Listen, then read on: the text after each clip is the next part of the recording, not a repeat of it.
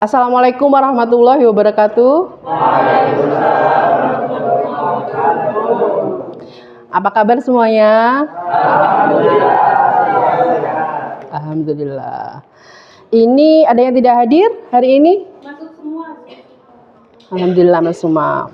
Oke, jadi kita mulai perkuliahan hari ini ya. Untuk mata kuliah administrasi kelembagaan PAUD hari ini sudah masuk ke pertemuan yang kelima.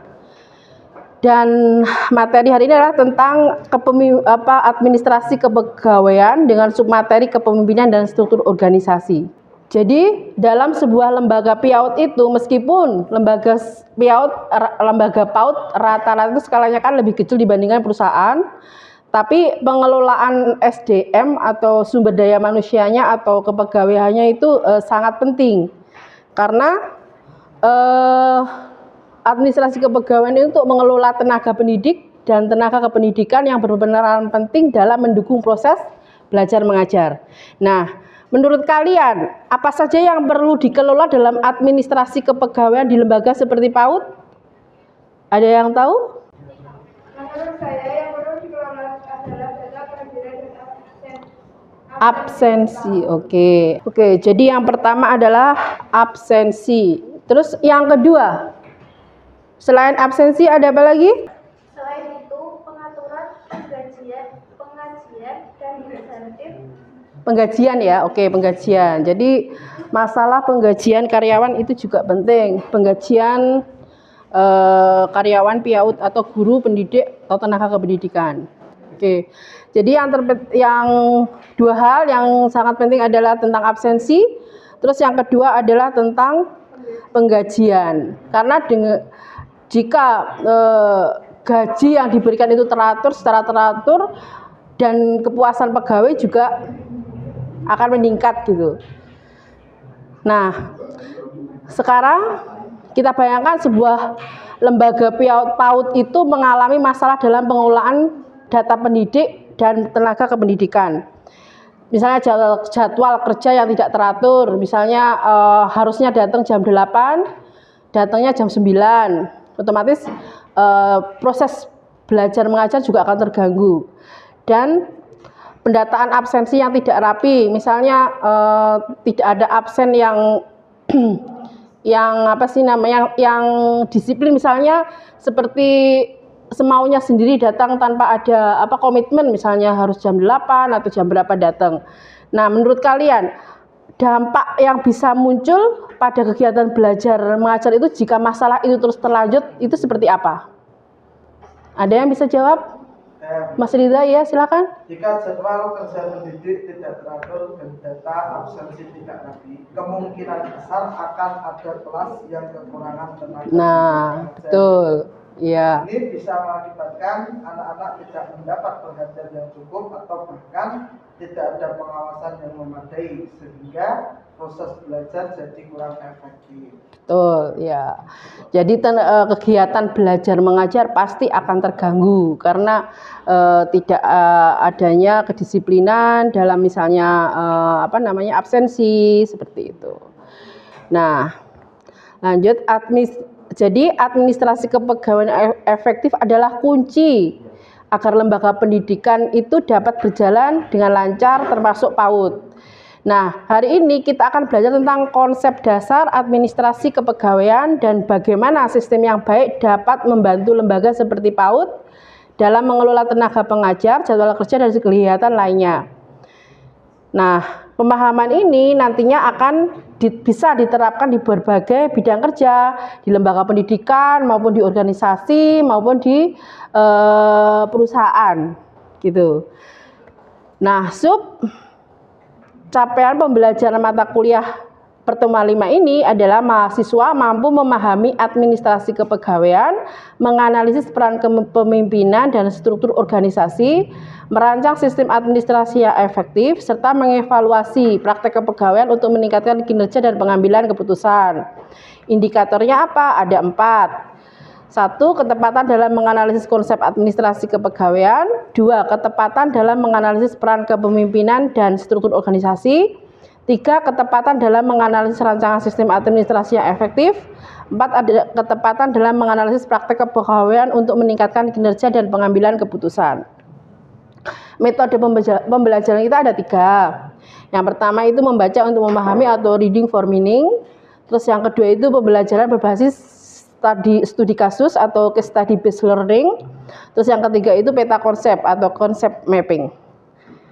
Terus jadi materi pembelajaran kita seperti yang saya bahas tadi, ada nanti yang pertama itu tentang konsep dasar administrasi kepegawaian itu apa, terus yang kedua itu kepemimpinan dalam organisasi, yang ketiga itu struktur organisasi, yang keempat itu perancangan sistem administrasi kepegawaian, dan yang kelima itu evaluasi dan perbaikan praktik kepegawaian.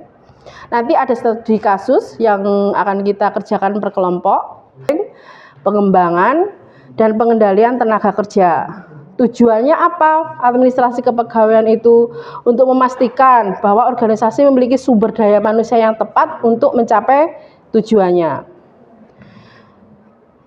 Nah, ini menurut Dessler ada 5 fungsi administrasi kepegawaian, yaitu 1 perencanaan atau planning, jadi untuk merencanakan atau menentukan kebutuhan tenaga kerja. Jadi tenaga kerja itu harus direncanakan sesuai dengan kebutuhan. Misal lembaga PAUD tersebut mempunyai 3 kelas, otomatis yang dibutuhkan hanyalah 3 guru kan ya. Terus tapi itu juga tergantung dari jumlah muridnya. Jika muridnya banyak, bisa juga satu kelas itu ada 2 guru. Jadi itu harus ada planningnya dulu biar tidak overload, maksudnya biar tidak terlalu banyak guru, juga terlalu kekurangan guru gitu. Jadi harus ada perencanaan dulu. Terus yang kedua, pengadaan atau rekrutmen dan seleksi karyawan. Kita punya punya guru PAUD misalnya, biar dia itu pengalamannya atau pengetahuannya lebih meningkat sesuai dengan kebutuhan saat ini, kita bisa mengirim guru PAUD kita ke pelatihan, training atau ke workshop gitu untuk meningkatkan kemampuan guru-guru PAUD kita. Terus yang keempat, pemeliharaan, yaitu menjaga kesejahteraan karyawan dan lingkungan kerja. Jadi ini berhubungan dengan gaji atau remunerasi atau benefit yang didapat karyawan pada PAUD kita. Terus yang kelima itu pelepasan. Misalnya mengelola proses pemisahan karyawan dari organisasi. Ini berhubungan dengan misalnya ada guru yang mungkin ada melakukan sebuah tindakan yang mencoreng nama baik PAUD, jadi kita bisa meng-cut off atau memecat kalau bahasa kasarnya ya. Itu bisa kita kita bisa lepaskan dari organisasi biar tidak membuat nama jelek organisasi kita atau PAUD kita gitu. Untuk prinsip-prinsip administrasi kepegawaian menurut Matis ini ada 4. Jadi yang pertama itu ada keadilan, yang kedua transparansi, yang ketiga akuntabilitas, yang keempat kepatuhan. Nah, keadilan itu apa? Keadilan itu menjamin perlakuan yang sama bagi semua karyawan. Jadi semua karyawan berhak misalnya mendapatkan pelatihan. Karyawan lama, karyawan baru semuanya berhak untuk mendapatkan pelatihan atau training. Yang kedua transparansi, mengedepankan keterbukaan dalam proses administrasi. Misalnya dalam kenaikan pangkat itu semua karyawan juga berhak secara terbuka untuk mendapatkan kesempatan tersebut.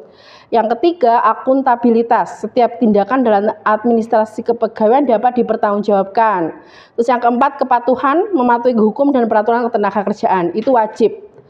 Jadi kita harus mengacu pada peraturan ketenagakerjaan sehingga karyawan kita atau guru-guru PAUD kita mendapatkan hak-haknya sesuai dengan peraturan ketenagakerjaan.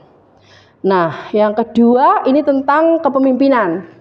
Pengertian kepemimpinan adalah proses mempengaruhi dan mengarahkan individu atau kelompok untuk mencapai tujuan bersama. Itu berdasarkan PG Nordhaus tahun 2018. Elemen utama kepemimpinan apa? Ada 3. Jadi elemennya pengaruh atau kemampuan untuk mempengaruhi orang lain. Yang kedua, visi, memiliki gambaran arah tujuan dan arah. Yang ketiga, motivasi, menginspirasi dan memotivasi orang lain untuk bekerja menuju tujuan. Jadi seorang pemimpin itu harus bisa mempengaruhi, mempunyai visi dan bisa memberi motivasi ke karyawannya. Itu elemen utama dari kepemimpinan. Nah, gaya kepemimpinan ada berapa? Ada 3 menurut Goleman. Jadi ada otoriter, demokratis, dan laissez-faire.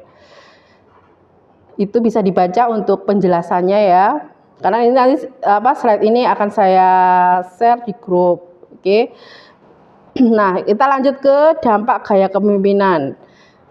Gaya kepemimpinan ini kan ada 3 nih, ada otoriter, demokratis, dan laissez-faire. Ini itu bisa mempunyai dampak masing-masing bagi karyawan yang dipimpin gitu. Ada yang bisa mempengaruhi motivasi kerja, ada yang malah menurunkan motivasi kerja. Jika mempunyai mendapat pemimpin yang misalnya otoriter, yang egois seperti itu juga nggak malah membuat orang-orang karyawan motivasi untuk bekerja, tapi malah malas mau datang ke kantor pun malas gitu karena pemimpinnya seperti itu. Nah, juga mempengaruhi kinerja dan kepuasan kerja anggota tim, itu pasti. Pemimpin yang efektif itu karakteristiknya ada 3. Yang pertama, komunikasi. Jadi dia kemampuan untuk menyampaikan informasi dan mendengarkan umpan balik. Yang kedua, empati atau memahami dan merasakan kebutuhan anggota tim. Yang ketiga, keterampilan pengambilan keputusan, memilih tindakan yang tepat dalam situasi yang kompleks. Nah, mengembangkan kepemimpinan itu dengan cara apa? Melakukan pelatihan dan pengembangan kepemimpinan. Yang kedua, mentoring atau coaching. Jadi kepemimpinan itu sebenarnya bisa dikembang. Identifikasi kebutuhan organisasi itu SDM-nya yang diperlukan seperti apa. Terus yang kedua, pengembangan dan pengujian sistem, mengembangkan perangkat lunak atau prosedur yang memenuhi kebutuhan diikuti dengan pengujian sistem. Terus yang ketiga itu implementasi dan pemeliharaan, meluncurkan sistem, melatih karyawan dan memastikan sistem berjalan dengan baik melalui pemeliharaan berkala. Terus yang keempat, mengevaluasi dan penyempurnaan, yaitu mengevaluasi efektivitas sistem dan melakukan penyempurnaan sesuai umpan balik dan kebutuhan yang berkembang. Nah, ini pentingnya evaluasi praktek kepegawaian. Ini bisa dibaca sendiri. Oke, lanjut. Nah, langkah-langkah evaluasi praktek kepegawaian apa nih? Pengumpulan data. Jadi mengumpulkan data karyawan menggunakan survei, wawancara, dan analisis kinerja untuk mendapatkan data terkait kepuasan karyawan, produktivitas, dan retensi karyawan. Jadi kita melakukan survei ke karyawan untuk mengetahui seberapa puas karyawan terhadap lembaga kita atau organisasi kita. Kemudian dari situ kita akan melakukan analisis data atau memeriksa pola dan mengidentifikasi area perbaikan dan sistem kepegawaian. Terus yang ketiga, penilaian efektivitas, mengukur keberhasilan kebijakan dan program, serta pelatihan, pengembangan karir, dan kompensasi. Terus yang keempat, umpan balik karyawan. Nanti karyawan dalam proses evaluasi mendapatkan perspektif yang lebih komprehensif. Nah, setelah itu proses perbaikan praktik kepegawaian. Nanti dari situ identifikasi area untuk perbaikan. Misal dari hasil evaluasi akan diidentifikasi nih kebijakan atau prosedur yang memerlukan perubahan atau pengembangan lebih lanjut. Dari situ kan dari survei tersebut akhirnya bisa identifikasi nih yang mau diperbaiki yang bagian mana. Nah, untuk kelompok 2 itu tentang program pelatihan dan pengembangan. Nanti bisa dibaca sendiri ya untuk studi kasusnya. Dan kelompok 3 studi kasus tentang pengelolaan konflik di tim. Sudah semua? Sudah dibaca ya? Silahkan dikerjakan. Kelompok 1, 2, 3. Boleh mengumpul untuk mbaknya berbalik kelompoknya ke belakang. Geser kursinya. Deo bisa mendekat di situ, nggak apa-apa.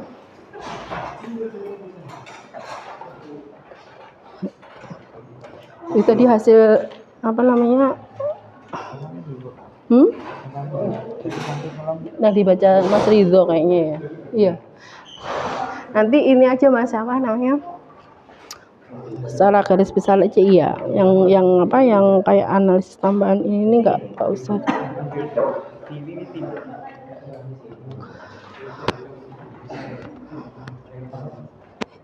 Siapa yang mau ini? Udah ngumpul, kerjakan silakan. Jangan malu-malu, boleh kok. Boleh depan-depan kok.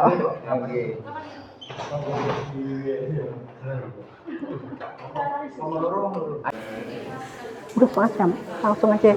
Nanti langsung di.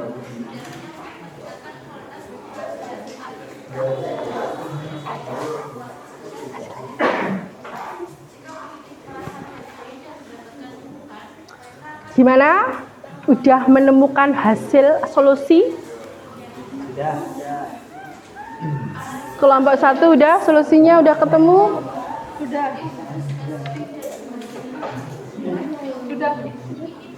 Kelompok 2 gimana? Udah siap? Lanjut lagi dulu. Oke.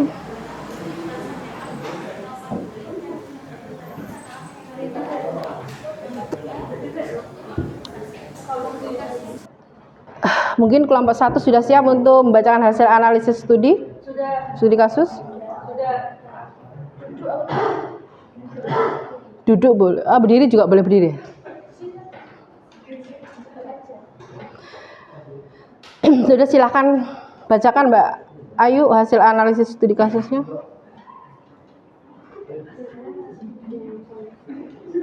Bukan, hasil apa nama hasil diskusinya yang mana? Udah siap apa belum?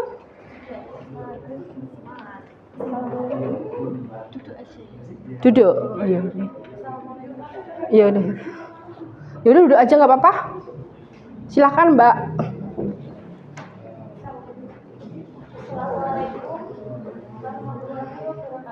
Waalaikumsalam warahmatullahi wabarakatuh. Saya akan membacakan hasil dari analisis studi kasus 1 tentang pengelolaan pekerja di lembaga PIAUD. Yang pertama. Nah, berarti ada 2 ya tadi hasil analisis studi kasus ini, yaitu untuk yang masalah kepemimpinan itu adalah pertama pentingnya umpan balik yang konstruktif ya betul. Terus yang kedua struktur organisasinya itu komunikasi yang jelas tentang peran dan tanggung jawabnya. Nah, udah betul itu. Sudah paham semua ya dengan konsep kepemimpinan dan struktur organisasi. Jadi refleksi atas materi dan diskusi hari ini adalah pemimpinan yang efektif itu 1, pemimpin harus berperan aktif dalam menciptakan komunikasi yang terbuka dan memberikan umpan balik yang konstruktif kepada pendidik. Terus yang kedua itu terlibatkan semua level staff dalam perencanaan dapat menciptakan rasa kepemilikan dan mengurangi ketegangan. Terus struktur organisasi yang mendukung itu struktur organisasi yang inklusif dan transparan, penting untuk mendorong kolaborasi. Terus yang kedua itu mengelola perbedaan metode pengajaran dapat meningkatkan lingkungan belajar yang positif. Jadi kesimpulannya pentingnya umpan balik dan diskusi mengumpan balik yang tepat dari pimpinan meningkatkan motivasi pendidik dan kualitas pengajaran. Forum diskusi memberikan ruang bagi pendidik untuk berkolaborasi dan saling mendukung. Saya kira materi tentang administrasi kepegawaian teman-teman juga udah paham semua insya Allah ya. Sampai ketemu minggu depan insya Allah dengan untuk materi pertemuan 6. Terima kasih atas kehadirannya. Mohon maaf jika ada kekurangan. Assalamualaikum warahmatullahi wabarakatuh.